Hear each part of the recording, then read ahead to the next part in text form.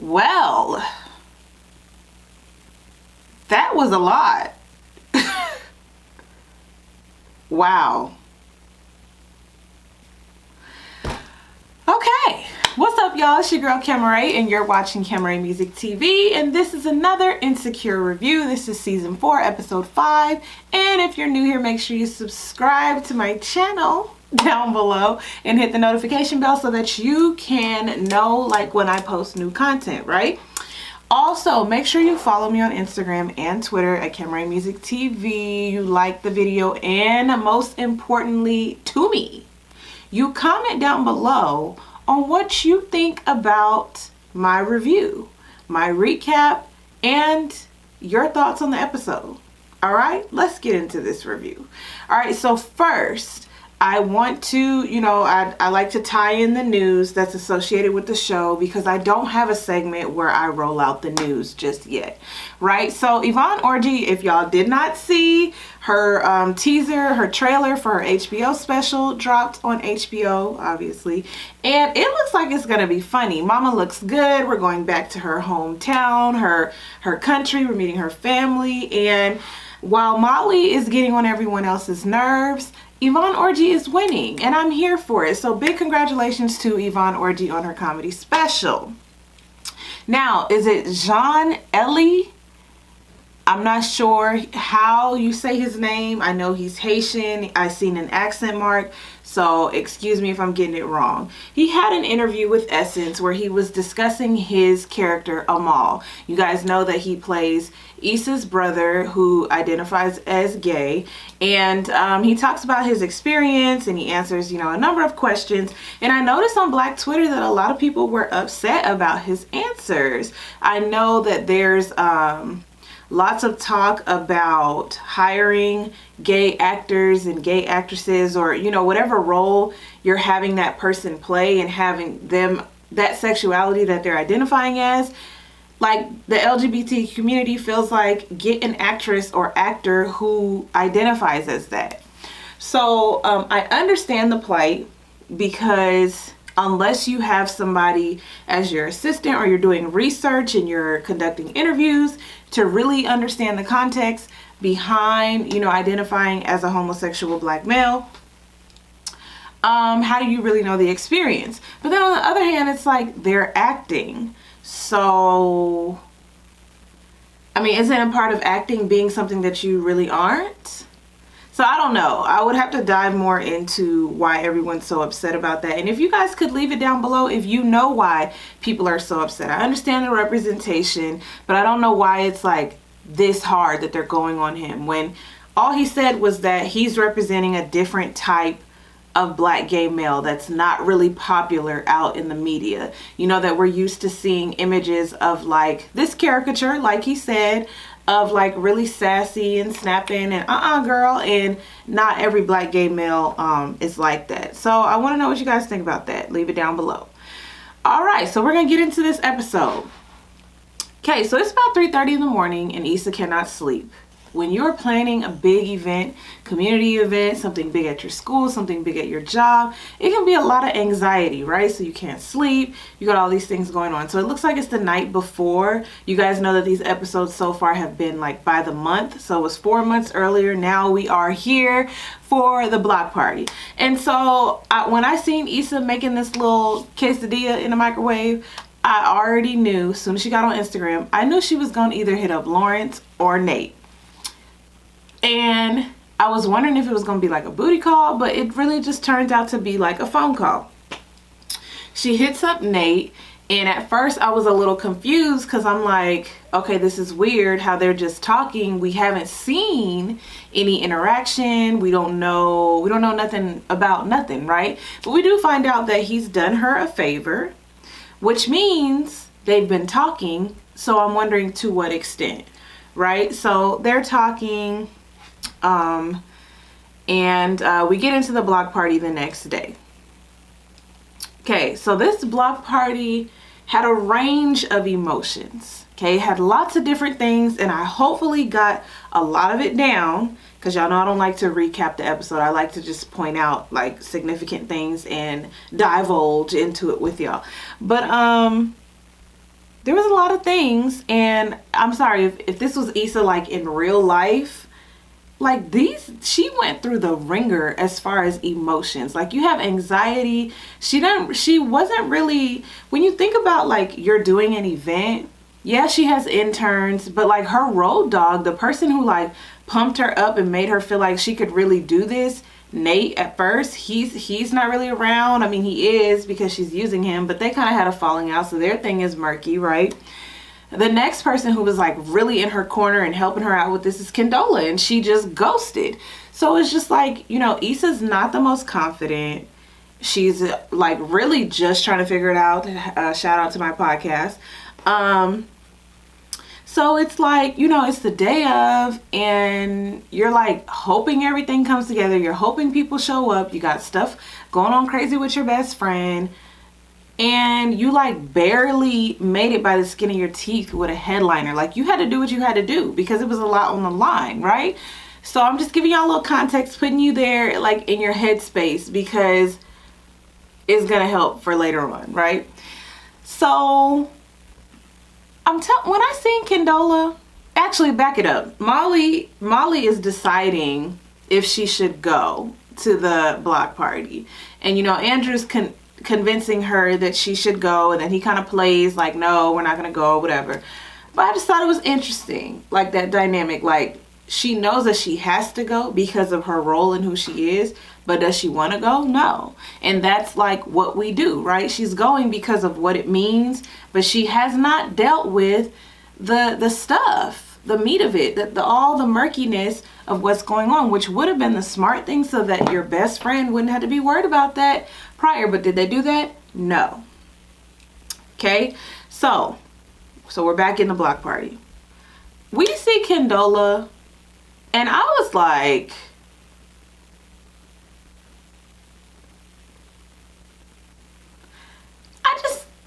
she was not apologetic enough for me. She was not communicative enough for me, and she was not professional enough for me. You're telling me that because Lawrence broke up with you, but you swore y'all weren't like really a thing like that yet, that's why you haven't hit me up based on business? Oh, did Lawrence tell you? Like, that to me right there, she took it back at least 10 years. Are we 21? Like, what you mean did Lawrence tell me? Where did you, like, where you been on the business tip? And then even if you felt like we shouldn't work together no more, or this is too much, or it's like blurring the lines, let me know, sis. Hit me up on the phone and text me back and say, listen, me and him broke up, and you know, it has a lot to do. I feel like he still has feelings for you, and I really can't do this with you right now, but I have allotted all the resources for you so that all of our stuff is tied up. I got you a team, you know, this is the person you need to go to for that. So then she would have been at ease for her event. So you know, when Condola's like, oh, he didn't tell you we broke up, I'm like, girl, no ma'am. So that's problem number one. So we see the step and repeat. You know, y'all know we love a step and repeat. I have a Camera Music TV step and repeat because I just love a step and repeat. Kelly's over there, you know, taking the pictures or whatever. What are you growling at? We got Kelly being the comedic relief with her accent. You know, she's so shocked that Issa's pulling this off, right? You know, it's just more of that, you know, your friends not really understanding when you're trying to do something big that's out of the ordinary. So they kind of hinder you, not on purpose, but they don't really create a safe space for you to realize like you can do it. Which we all do this to our friends, whether we realize it or not. And we have to be checked, and, you know, hopefully we get checked, right? But this causes us to realize Tiffany is not okay. This is developing, you know, the baby is crying, Derek goes home, Tiffany stays there. But that postpartum depression is really, it's really becoming, it's not as subtle anymore. It's really starting to stick out, right? And I don't have any children, but I have seen a lot and heard a lot about postpartum depression, and a lot of women go through. It's very common, and you can see that that's what's happening with Tiffany. So Kelly's trying to track it, you know, as her best friend, and Derek probably just feels like, oh, you know, my wife needs a break, and you know, Issa and Molly got their own thing going on. But I think that in the coming episodes, they're gonna have to have a friend intervention, because when we see Kelly juggling with this baby, I'm like, Kelly sure do have the baby a lot. So hopefully we're gonna get with Tiffany, and maybe the show will educate us a little bit more on postpartum depression, because it's a real thing. So the block party is going on. We get this YouTube content creator type person who ain't even got a channel yet, who's interviewing Issa, looks real official like a news channel, but all behind her is like the results of gentrification, right? Issa wanted to have this event to bring together all the diversity and bring like out her people, and pinpoint like the Black experience and Black excellence which within her community, and they're just not really present, right? And so my question was, is Issa really accomplishing what she really set out to do with this block party? Because at first it seems like no, right? Like there's a lot of white people there. She's not her target audience, which is, there's nothing wrong with white people, but that's not her target audience, right? So she's like confused, and she's feeling like this anxiety is coming, and she's like, did I do the right thing? Am I following the right steps? Is this gonna work out, right? But then the Black people start to show up, because our headliner is Vince Staples. Now Sir performs, and all these other, you know, great artists perform, and it's like, okay, Issa, this is working out, this is panning out just fine. Okay, so as the event is going on, everyone's having a good time. Molly and Andrew are kind of off watching, and Andrew has to remind Molly that, you know, this is a lot to pull off. This is a lot mentally. This is a lot of stress. It's a lot of anxiety. And so maybe that's why Issa's been acting, you know, the way that she's been acting. And I just don't understand how, as a best friend, you don't understand how this girl who was working for a company, okay, where she was she was very shy about expressing what she wanted, expressing how she felt, standing up for things that she believed in. And so when she finally like gets up enough, you know, like courage to leave and go off and follow her own career path, she's not as certain as you, Molly. She is, you know, when you're a creator, when you're an entrepreneur, it is very scary. Okay, because you don't know the output. You don't even know what your next move is. You are clearly running off of passion. You're getting things done because you're fueled off of this passion, right? And so, you know, when Molly thinks about it, it's just, I'm just like, what? But why wouldn't you think that though? Like, she's putting on a block party. Issa, the person that you say got all these things wrong, you know, going wrong with her, she's putting on a block party. But you know, Molly can't see that, right? So she finally sees, or she hadn't seen it, so she finally sees it. She goes over to take her like a peace offering, like one of her last couple wings. They're laughing. She don't have time to eat it because she got to go meet Vince Staples, right? The guy that played like the assistant or somebody, we've seen him in a lot of stuff, right? So it was cool to see him. Issa had a lot of people in there in this episode. Lots of cameos. I know I've seen these faces. It's okay. It's okay, baby. I've seen these faces, but I don't know like who they are for sure. But the assistant's nose is bleeding. She mentions later on about not having health care. That's a real issue. So I like how they slip in those like subtle issues, right? I have not been bringing up how in the episodes, you know, they talk about Black women missing, and you know, like they do this funny like satire, but it's like a real issue, right? That's besides the point, but I just wanted to bring that up because I always forget to. Okay, so we see that Molly is trying. The party is popping. It's lit. It's time for Vince Staples to come out. Issa's, you know, Well, it's just about time for him to come out. Issa goes on to the crowd. They play the wobble. You know, line dancing always gets us all together. Somehow her and Molly end up together, and it seems like everything's gonna be okay. They're laughing, they're smiling, they're dapping each other up, they're dancing together. And I was like, okay, the wobble fixed everything. And when Issa goes up and gets interrupted for her thank you speech and they announce Vince Staples, this is when the episode just starts to get really messy. Okay, so as if it wasn't messy already. But so we find out that the reason why Issa and Nate got back cool is because what I'm thinking is she hit up Nate. Nate hit up Andrew because, you know, they're roommates. Andrew sent his little email like he told Molly. Vince Staples hopped right on it. And Molly finds out. So Molly is so like upset that she doesn't catch herself. This is making my eye twitch. She doesn't catch herself fast enough to be like, nope, not at this event. Not at my friend's event. Because the bottom line is we are best friends. We have been needing to have this conversation. So after this, we having a nightcap, or tomorrow for brunch, we fleshing all this out. But no. Too much like right? She doesn't do that. She doesn't do that. She blows up. She goes to find Issa and Nate off, you know, talking or whatever. And I'm telling you, this blow up was just below the belt. So many hits below the belt. And I couldn't keep track of who was doing it worse. I am siding with Issa in this.